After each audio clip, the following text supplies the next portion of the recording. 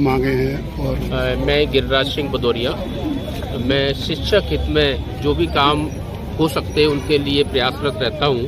आज हमारा यहाँ आने का प्रमुख बिंदु ये है कि 2 साल से हम सभी शिक्षकों के एरियल का भुगतान लंबित है।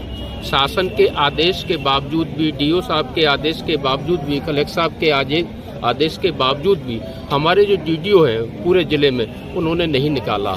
मेरे ख्याल से कोई ऐसा शिक्षक नहीं होगा जिसका 50,000 से 1 लाख तक का एरियल पेंडिंग ना हो।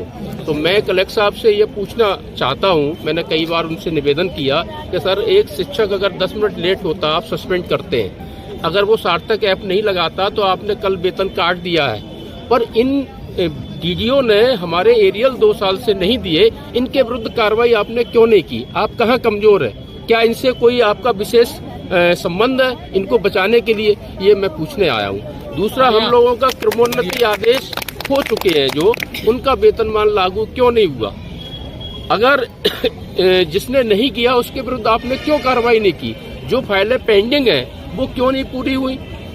दूसरा, सार्थक एक्ट पर एक इतना घपला करने की प्लानिंग चल रही है कि मास्टर 10 मिनट लेट होगा सोई के आज की तनख्वाह आधी दो, उस पर उन्होंने हाल आदेश कर दिया। हम 2 साल से कर रहे हैं, उस पर क्यों नहीं किया? कलेक्टर साहब ने क्यों संज्ञान नहीं लिया? तो कहीं ना कहीं उनकी जिद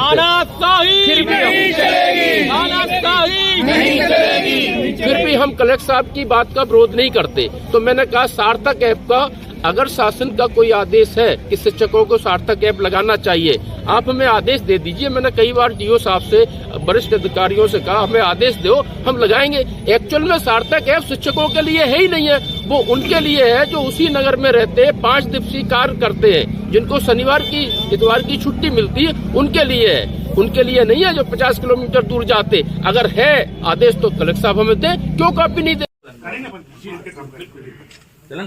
ठीक है।